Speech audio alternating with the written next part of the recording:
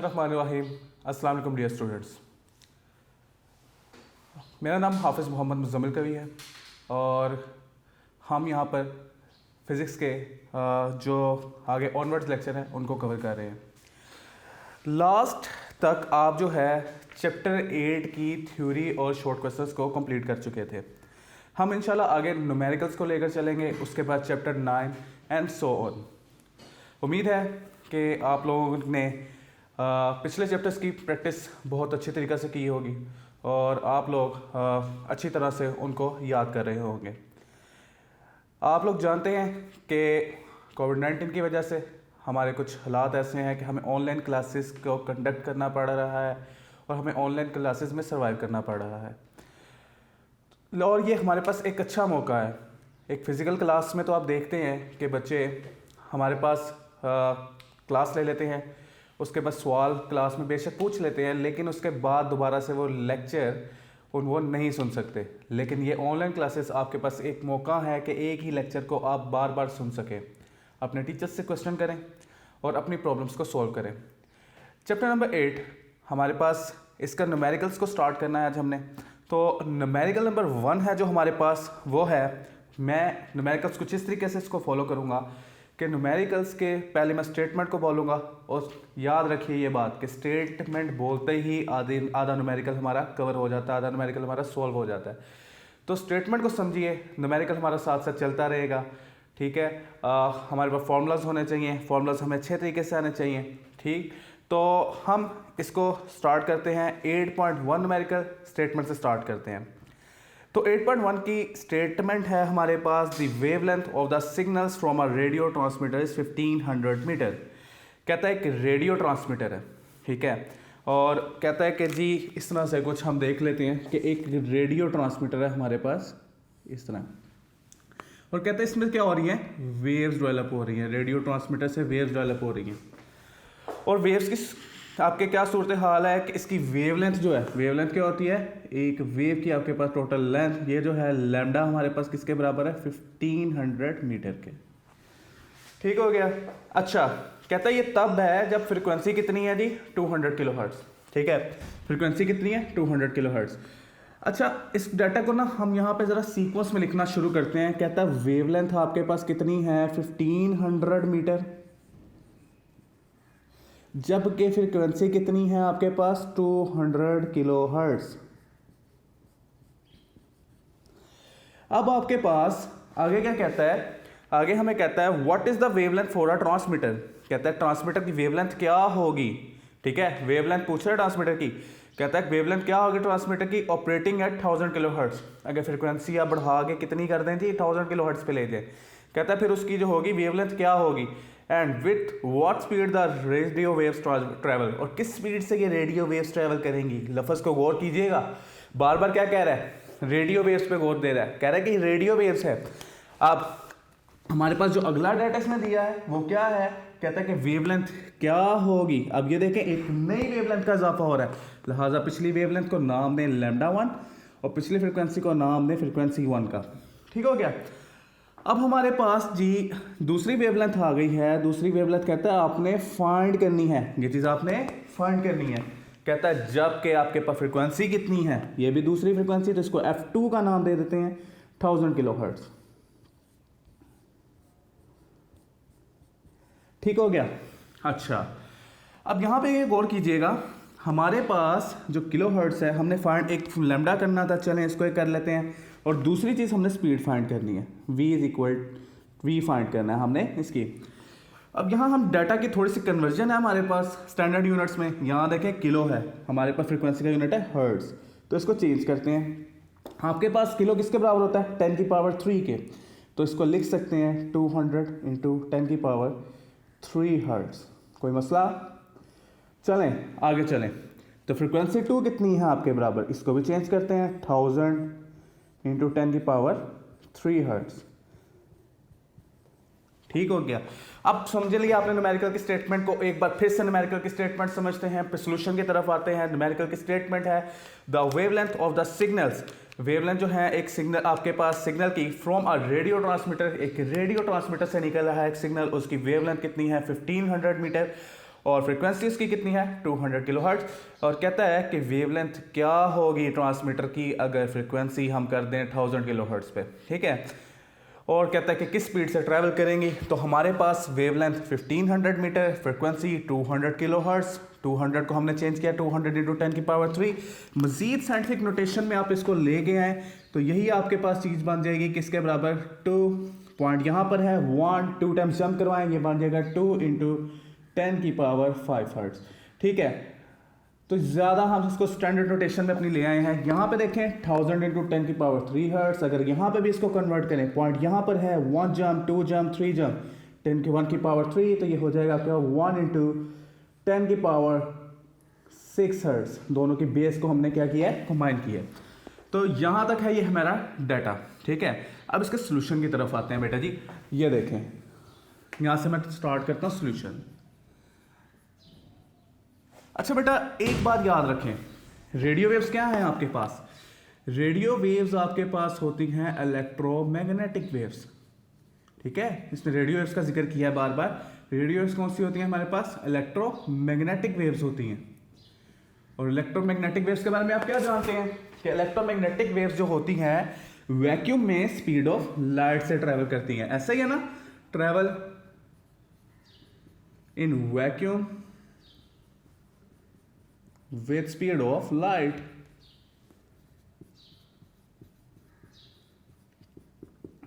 लो जी, अगर ये बात ठीक है तो स्पीड ऑफ लाइट कितनी होती है? स्पीड ऑफ लाइट होती है हमारे पास 10 c is equal to 3 into 10 की पावर 8 मीटर पर सेकेंड। और ये हमेशा क्या रहेगी? कांस्टेंट स्पीड ऑफ लाइट हमारे पास क्या है?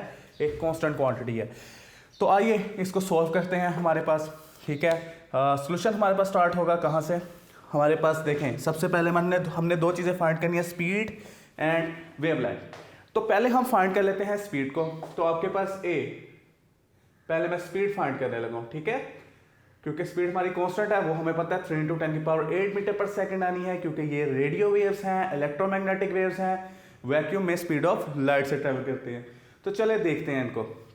आपके पास हमारे पास फॉर्मूला क्या लगा? v is equal to f1 lambda 1, ठीक है। आप f2 लैम्डा 2 लगा सकते थे क्योंकि स्पीड सेम रहनी है, लेकिन मसला कि हमारे पास लैम्डा 2 अभी नहीं है, वो हमने फाइंड करना है। तो f1 लैम्डा 1। अब f1 किसके बराबर है आपके पास? फ्रीक्वेंसी 1 बराबर है 2 इंटू 10 की पावर 5 हर्ट्ज़। और लैम्डा 1 किसके बराबर है आपके पास?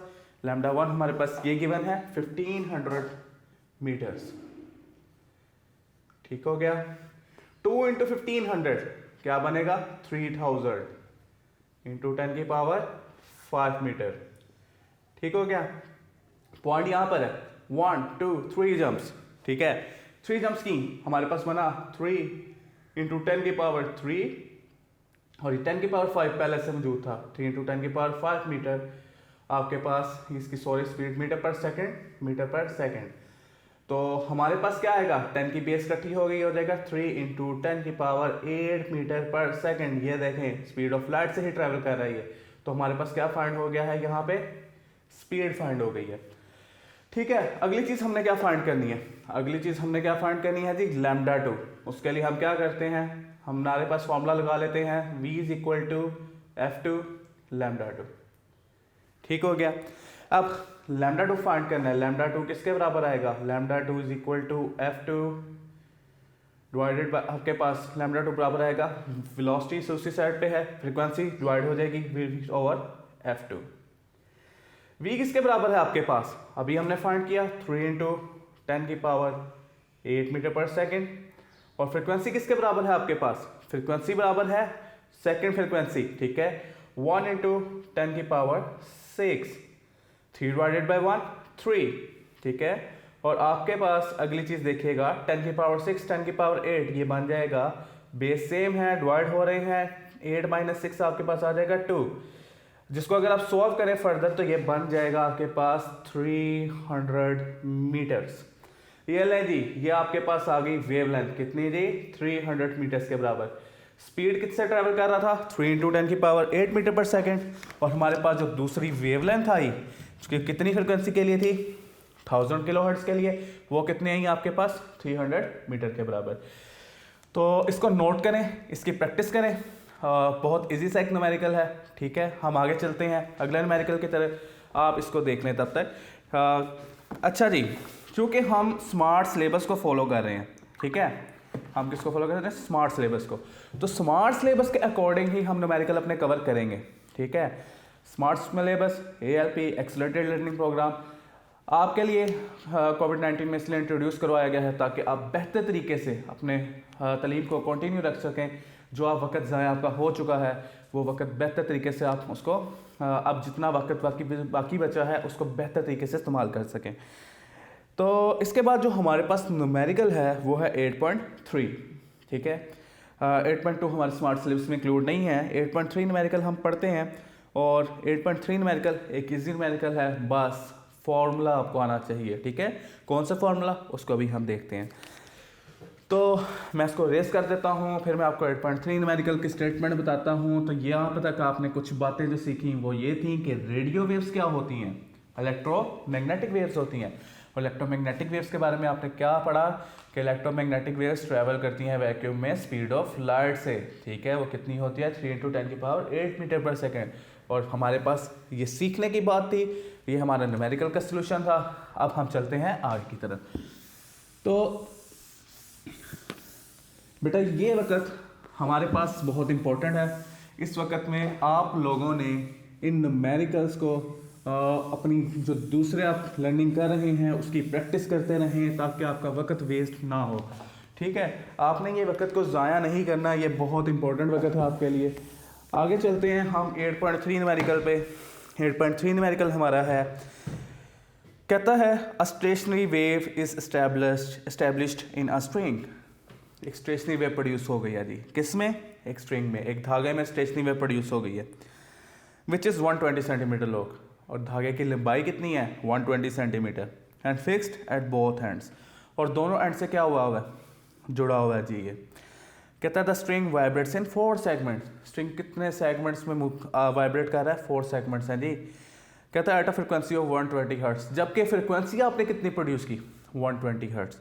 कहता है डिटरमाइन इट्स वेवलेंथ। कहता है ये जो 4 सेगमेंट्स बने हैं ना, वेवलेंथ फाइंड करने ज़रा, एंड द फंडामेंटल फ्रिक्वेंसी, और इसकी जो फंडामेंटल फ्रिक्वेंसी है जो एक सेगमेंट बनाने के लिए रिक्वायर होती है वो फाइंड करें, ठीक है। तो इस पे काम करते हैं। सबसे पहले हमारे पास न्यूमेरिकल नंबर चेंज करते हैं। न्यूमेरिकल नंबर है हमारे पास 8.3। इसका डाटा क्या है? डाटा को देखते हैं, इजी डाटा इसका। उसके लिए मैं आपके सामने एक डायग्राम बना देता हूँ पहले, ताकि आप लोगों को मसला ना हो कि ये क्या है। इस न्यूमेरिकल को समझना आसान हो जाएगा आपके लिए, ठीक है। एक स्ट्रिंग है सबसे पहले तो, ठीक है। स्ट्रिंग एस बनाने का मकसद ये है कि स्ट्रिंग अब असल हालत में नहीं है। असल में उसमें हो क्या रहा है? उसमें स्टेशनरी वेव्स प्रोड्यूस हो रही हैं कुछ इस तरह से 1 2 3 और 4 वाली को भी थोड़ा सा हम इसके बराबर कर लेते हैं। ये देखें 4, ठीक हो गया। कितने सेगमेंट्स बने थे? 1 2 3 4, ठीक है। अगली बात उसने क्या की थी? इस वेव की लेंथ कितनी है जी? इस वेव की लेंथ है हमारे पास L = 120 सेंटीमीटर, ठीक हो गया। फिर आगे उसने क्या बात की? उसने यहाँ कहा कि जी ये 4 सेगमेंट्स में, वो हमने देख लिया, 120 हर्ट्ज फ्रिक्वेंसी है, ठीक हो गया। अब उसने कहा वेवलेंथ फाइंड करनी है और फंडामेंटल फ्रिक्वेंसी फाइंड करनी है। चलें ज़रा डाटा को लिखते हैं। लेंथ कितनी है स्ट्रिंग की? 120 सेंटीमीटर। और सेंटीमीटर्स को हमने किस में कन्वर्ट करना है जी? मीटर्स में। तो मीटर्स में कन्वर्ट करने के लिए क्या करते हैं? 100 से डिवाइड करते हैं, ठीक हो गया। तो आपके पास ये आ गया 1.2 मीटर। ये ना जी लेंथ आ गई आपके पास। अगला डाटा क्या गिवन है? डाटा गिवन है कि अगर 4 सेगमेंट्स बने हैं, 4 सेगमेंट्स का मतलब है n = किसके बराबर है आपके पास? 4 के बराबर, ठीक हो गया। ये हो गया नंबर ऑफ सेगमेंट्स। अब कह रहा था कि फ्रीक्वेंसी जो आपकी बनी है 4 सेगमेंट्स के लिए वो f4 होगी। 4 फॉर सेगमेंट, f4 हमारे पास किसके बराबर है? 120 हर्ट्ज के बराबर। कहता है कि इन चारों सेगमेंट्स की वेवलेंथ फाइंड करें, λ4 फाइंड करना है हमने, ठीक है। दूसरी बात, फंडामेंटल फ्रीक्वेंसी फाइंड करनी है f1, ठीक है, इसको पार्ट ए कह लेते हैं, फाइंड करने वाला इसको बी कह लेते हैं। तो देखें जो न्यूमेरिकल की हमारी स्टेटमेंट थी वो सारी क्लियर हुई। एक बार फिर से देखें क्या उसके मुताबिक है सारा डाटा। कहता है stationery waves established in a string, एक स्टेशनरी वेव प्रोड्यूस हुई एक स्ट्रिंग के अंदर, जबकि वो कितना लंबा था, विच इज़ 120 सेंटीमीटर लॉन्ग, जो कि 120 सेंटीमीटर लॉन्ग था, जिसको हमने मीटर्स में कन्वर्ट करके कह दिया कि 1.2 मीटर लॉन्ग है। कहता है the string vibrates in 4 segments, ये स्ट्रिंग जो था 4 सेगमेंट्स में वाइब्रेट कर रहा था। तो कहता है if a frequency of 120 hertz, कहता है अगर ये 4 सेगमेंट्स प्रोड्यूस करने की फ्रिक्वेंसी 120 हर्ट्ज थी, तो आपने क्या करना है, डिटरमाइन इट्स वेवलेंथ फाइंड करनी है एंड द फंडामेंटल फ्रिक्वेंसी, और फंडामेंटल फ्रिक्वेंसी फाइंड करनी है। तो चलें सॉल्यूशन की तरफ चलते हैं।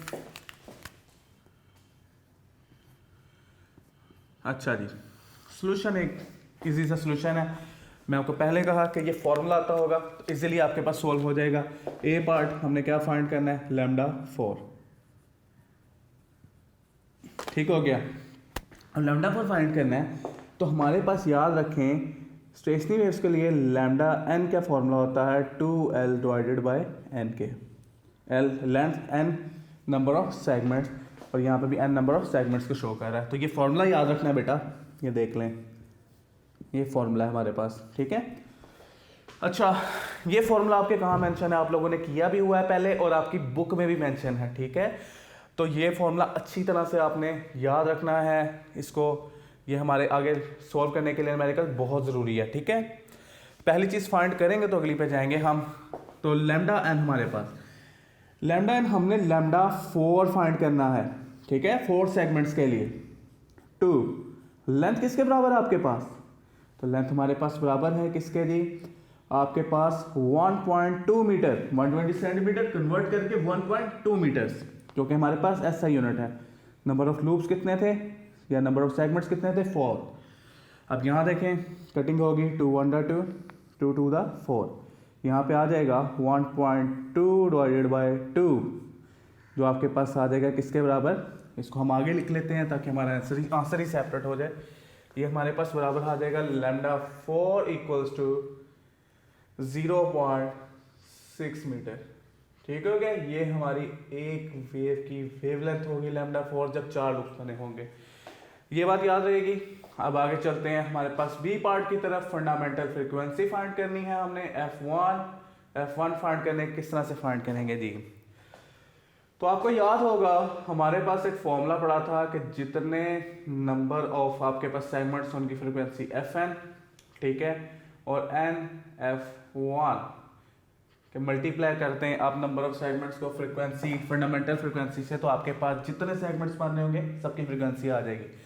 तो अब चूंकि 4 सेगमेंट्स हैं तो ये बन जाएगा F4 is equal to 4F1। हमें F1 फाइंड करना है, F1 को एक साइड पे रहने दें, 4 मल्टीप्लाई हो रहा है, इधर आके डिवाइड ले जी। फ्रीक्वेंसी 4 कितनी थी आपके पास, फ्रीक्वेंसी 4 थी हमारे पास किसके बराबर, 120 हर्ट्ज, और डिवाइडेड बाय 4। जब आप इसको डिवाइड करेंगे तो कितना आ गया, 4 1 4 4 3 12, और साथ एक 0 30 हर्ट्ज। ये फ्रीक्वेंसी है जी जो आपकी फंडामेंटल फ्रीक्वेंसी होगी, जो एक सेगमेंट बनाने के लिए आपको रिक्वायर होगी। स्टेशनरी वेव का एक सेगमेंट बनाने के लिए जो फ्रीक्वेंसी रिक्वायर होगी वो कितनी होगी आपके पास, 30 हर्ट्ज के बराबर। तो ये था हमारा न्यूमेरिकल, जिसमें हमने क्या करना था, 4 सेगमेंट्स के लिए वेवलेंथ फाइंड करनी थी। उसके लिए एक फॉर्मूला हमने पढ़ा और उस फॉर्मूले को इम्प्लीमेंट किया 4 लूप्स के लिए, 4 सेगमेंट्स के लिए। हमारे पास क्या आया, हमारे पास वेवलेंथ आ गई लैम्डा 4, वो किसके बराबर है, 0.6 मीटर। और उसके बाद हमने फंडामेंटल फ्रिक्वेंसी बनाने के लिए भी सेम स्टेशनरी वेव से एक फॉर्मूला पिक किया, जो आपके पास 4 सेगमेंट्स की फ्रिक्वेंसी के लिए हमने उसे यूज़ किया, और उसकी मदद से हमने क्या फाइंड कर ली, फंडामेंटल फ्रिक्वेंसी फाइंड कर ली। तो ये था हमारे पास न्यूमेरिकल 8.3। इसको यहाँ पे अच्छी तरह से देख लें, बार बार देखें, इसकी प्रैक्टिस करें ताकि आपको ये अच्छी तरह से समझ आए। अच्छा जी, एक बहुत ही इम्पोर्टेंट हमारे पास न्यूमेरिकल जो कि लाहौर बोर्ड में आ चुका है, और हमारे पास ये न्यूमेरिकल जो है एक थोड़ा सा कॉम्प्लिकेटेड हम कह सकते हैं इसे, लेकिन इसको कोशिश करेंगे कि इजी वे में लेके चलें, ठीक है। 2 पार्ट्स हैं इसके और 2 पार्ट्स को समझते हैं बहुत अच्छे तरीके से, ठीक है। 8.4 इसको मैं अरेज करूँगा आपके लिए, ठीक है। उम्मीद है कि आप सब इसे साथ साथ नोट कर रहे होंगे। अगर नोट नहीं कर रहे तो अपने यूनिक नोट्स को अपने पास रखें, ताकि उसमें न्यूमेरिकल्स को आप देखते रहें और जो कुछ आपको लगे कि एडिट करने वाला है या कुछ आपने एडिशनल चीज़ें वहाँ पर लिखनी हैं तो उनको लिखते रहें। ठीक है, तो 8.4 न्यूमेरिकल पे हम आते हैं। पहले इसका नंबर चेंज कर लें जी, 8.4 ये लें। तो 8.4 आपके पास क्या है, कहता है the frequency of the note emitted by a stretch string is 300 hertz. कहता है एक आपके पास स्ट्रेच स्ट्रिंग है, खिंचा हुआ धागा, ठीक है, कुछ इस तरह से, ये देखें जी, एक धागा है बंधा हुआ है इस तरह से, बड़ा खिंचाव पैदा हुआ है उसमें। तो लाजमी बात है जब खिंचाव पैदा होता है तो इसमें क्या प्रोड्यूस होता है, टेंशन की फोर्स। तो यहाँ पे फोर्स को रिप्रेजेंट कर देते हैं किससे, कि फोर्स कौन सी है, टेंशन की फोर्स है। ठीक है, ये टेंशन है जी इसके अंदर। अच्छा जी, और अगली बात कहता है कि what is the frequency of the note when. कहता है फ्रिक्वेंसी क्या होगी जबकि, पहला पार्ट कह रहा है कि length of the wave is reduced by 1/3। अगर वेव की लेंथ को, याद रहे किसकी लेंथ उसने कही है, वेव की लेंथ कही है। कहता है वेव लेंथ को रिड्यूस कर दिया जाए किससे, 1/3 से। ठीक है, 1/3 आपने उसमें कमी ले आनी है विदाउट चेंजिंग टेंशन। टेंशन को चेंज नहीं करना, ठीक है, उतना ही स्ट्रेच रखना है, लेकिन टेंशन में क्या ले आनी है, हमने कमी ले आनी है। और दूसरा में क्या कह रहा है पार्ट में, कह रहा है the tension is increase by 1/3 without changing the length of the wire. ठीक है, कह रहा है अब क्या करना है, टेंशन, दूसरे पार्ट में टेंशन को इंक्रीज कर देना है 1/3 से, लेकिन अब लेंथ में चेंजिंग नहीं लानी। ठीक है, तो इसको देखते हैं एक बार। तो हमारे पास क्या है जी, हमारे पास टेंशन, हमारे पास इसका थोड़ा सा मैं आपको पहले ना इसकी बैकग्राउंड बताता जाता हूँ, फिर आपको बड़े आराम से चीज़ें समझ आ जाएंगी। कहता है एफ टेंशन हमारे पास लेट्स सपोज, और एम इसका होता है मास पर यूनिट लेंथ। ठीक है, अगर इन दोनों को कंबाइन करते हैं हमारे पास इसकी ना स्पीड का फॉर्मूला बनता है, वो होता है v is equal to square root of F over M. ठीक है, यहाँ से आपने इसमें एक फॉर्मूला पढ़ा था फ्रिक्वेंसी का, जिसमें फ्रिक्वेंसी जनरेट करने का फॉर्मूला था, वो था 1/2L square root of F over M. अब उसने हमें ये फ्रिक्वेंसी बताई है, उसने कहा है, यहाँ से डाटा मैं स्टार्ट कर रहा हूँ, उसने हमें कहा है जो फ्रिक्वेंसी आपके पास हुई है, F1 का फॉर्मूला ये, F1 is equal to 1/2L square root F over M, जो हमारे पास है वो किसके बराबर है, 300 हर्ट्ज के। ठीक है, ये हमें उसने गिवन है, दिया हुआ है। अच्छा, आगे कह रहा है कि फ्रिक्वेंसी में चेंज क्या होगा, F1 डैश क्या होगा, ए पार्ट। ठीक है, डाटा सारा हम यहीं पे ख़त्म करेंगे। F1 डैश क्या होगा, यानी फ्रिक्वेंसी में चेंज क्या होगा जबकि लेंथ रिड्यूस कर दी जाए, कितनी, 1/3। Length of the wave is reduce by 1/3।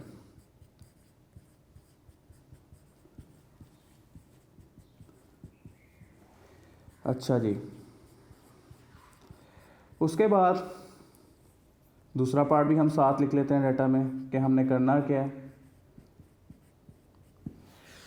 फिर कहता है फ्रिक्वेंसी में चेंज आपने फाइंड करना है, F1 डैश को, मतलब F1 में चेंज फाइंड करना है B, F1 डैश हमने फाइंड करना है तब जबकि आपके पास टेंशन की फोर्स को इंक्रीज कर दिया गया कितने टाइम्स, 3 टाइम्स, 1/3 टाइम।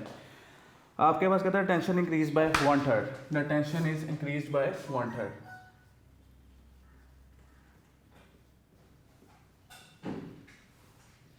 ठीक हो गया, बाय 1/3।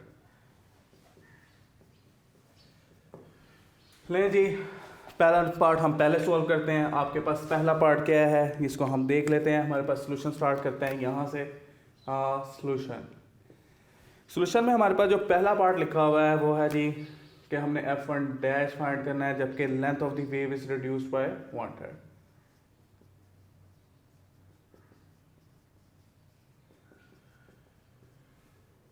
एक कॉन्सेप्चुअल सा ये न्यूमेरिकल है, इसमें साथ साथ चलते रहिएगा, इसको अच्छी तरह से समझिएगा। बार बार एक चीज़ को एक्सप्लेन करूंगा ताकि आपको अच्छी तरह से समझ आए इसमें।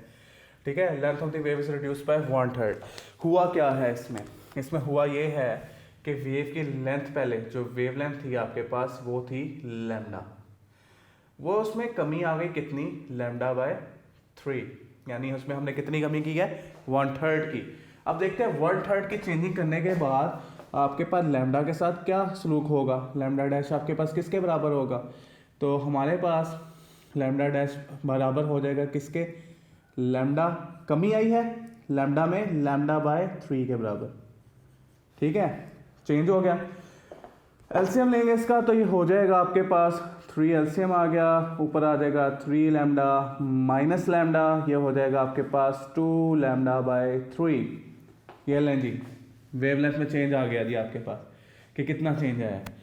अब सोल्यूशन की तरफ आते हैं इसके। तो हमारे पास हमें पता है कि आपके पास स्प्रिंग में जो प्रोड्यूस होगी वेव उसकी स्पीड सेम रहेगी, v = f लैम्डा बराबर होगा f1 λ1 के बराबर। ऐसा ही है, चलो इसको लैम्डा चेंज करना है आपने, चेंज कर लें, λ1 रखना है, λ1 रख लें, आपकी मर्ज़ी है। ठीक है, तो हमारे पास यहाँ पे फ्रिक्वेंसी कितनी थी, अब इसको ज़रा सोल्व करते हैं। पहली फ्रिक्वेंसी कितनी थी हमारे पास, f1 λ1, इसको कर लें, इसको f1 डैश λ1 डैश कर लें।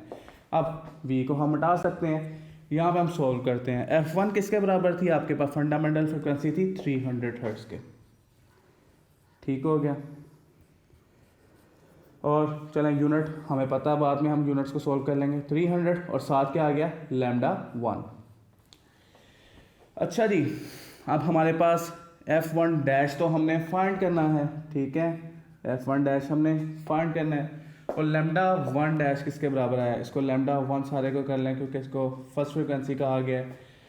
तो आपके पास ये सारा हो जाएगा किसके बराबर, 2 λ/3 आया था जो चेंज था, 2 λ1 डिवाइडेड बाय 3।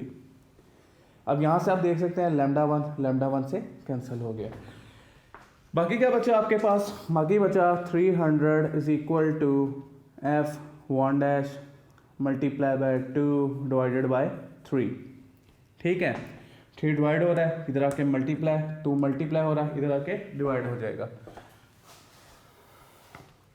तो हमारे यहाँ पे देखें तो f1 डैश किसके बराबर आएगा, f1 डैश हमारे पास बराबर आ जाएगा 300 मल्टीप्लाई बाय 3 डिवाइडेड बाय 2। तो 2 1 2, और यहाँ पे 15 और 0, 3 को मल्टीप्लाई करें तो आपका फंडामेंटल फ्रिक्वेंसी कितनी आ जाएगी, f1 डैश फ्रिक्वेंसी में जो चेंज है सॉरी वो कितना आ जाएगा, 450 हर्ट्ज़ के बराबर। ये लें जी, फ्रिक्वेंसी में चेंज आ गया जब आपने लेंथ को कितना कम किया, 1/3 कम किया। एक बार दोबारा से देखिएगा इसको। ठीक है, दोबारा से देखें इसको। हमारे पास न्यूमेरिकल था पार्ट 1 कि अगर लेंथ को रिड्यूस कर दिया जाए आपके पास 1/3 से, तो एक स्ट्रेस स्ट्रिंग जो है आपके पास उसमें फ्रिक्वेंसी में चेंज कितना आएगा, जबकि फ्रिक्वेंसी उसने दी हुई थी किसके बराबर, 300 हर्ट्ज़ के बराबर। तो देखते हैं, हमने देखा इसे, हमने देखा फ्रिक्वेंसी आपके पास वेवलेंथ में चेंज आ रहा है कितना, λ/3, मतलब इतना कम हो रहा है इसमें से। तो हमारे पास λ1 डैश जो चेंज हो रहा था, λ1 माइनस λ1/3 जो चेंज निकाल लिया हमने कि इतनी कमी वाक़या हो गई है, यानी ऐसे ही है, यानी वेव अगर इतनी थी तो उसमें जितनी कमी वाक़या हुई उसको माइनस कर लिया, तो हमारे पास बाकी की बच जाएगी। तो बाकी की कितनी बची, हमारे पास 2 λ1/3। अब हमें पता है f1 λ1 का फैक्टर क्या रहता है, कांस्टेंट रहता है, या f लैम्डा का फैक्टर क्या रहता है, कांस्टेंट रहता है स्ट्रिंग में। तो फ्रिक्वेंसी 1 आ गई 300, λ1 हमने वैसे ही लिख लिया। ठीक है, वेवलेंथ हमारे पास नहीं थी, f1 डैश हमने चेंज फाइंड करना था, और चेंज वेवलेंथ में कितना चेंज आया था, वो आया था 2 λ1/3। बाकी सिंपल वैल्यूज थी, 300 यहाँ बचा, जो चेंज आया था वो यहाँ बचा फ्रिक्वेंसी का, 2/3 यहाँ पे था, 3 डिवाइड था, मल्टीप्लाई, जब सिंप्लीफाई किया इसको हमने तो फ्रिक्वेंसी में चेंज कितना आ गया जी आपके पास, 450 हर्ट्ज़, यानी 300 वाली फ्रिक्वेंसी कितनी हो गई, 450 हर्ट्ज़ के बराबर होगी। तो इसका सेकंड पार्ट हमारे पास, इसको हम देखते हैं सेकंड पार्ट को, लेकिन हमारे पास जो आज का टाइम है वो ख़त्म हो चुका है। इसके सेकंड पार्ट को इंशाल्लाह हम नेक्स्ट लेक्चर में कंटिन्यू करेंगे और आपके साथ इसको आगे फर्दर लेके चलेंगे।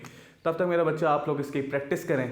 ठीक है, इसकी प्रैक्टिस बहुत ज़रूरी है। न्यूमेरिकल्स मैथमेटिकल प्रॉब्लम्स हैं, और मैथमेटिकल प्रॉब्लम्स विदाउट प्रैक्टिस हमारे पास बिल्कुल अधूरे हैं। और याद रखिए, ये आपके पास हमारे एग्ज़ाम्स के लिए भी इम्पोर्टेंट है न्यूमेरिकल्स, और हमारे आगे एंट्रेंस एग्ज़ाम के लिए भी इम्पोर्टेंट है। अगर आपकी स्किल्स अच्छी होंगी न्यूमेरिकल्स पे, फार्मूलाज आपको अच्छे तरीके से याद होंगे, तो आप उनको अप्लाई करना अच्छे तरीके से जानेंगे। तो आज के लिए इतना ही। अपना ख्याल रखिएगा, अपनी प्रैक्टिस करते रहिएगा। आज के लिए इजाज़त है। अल्लाह हाफिज़।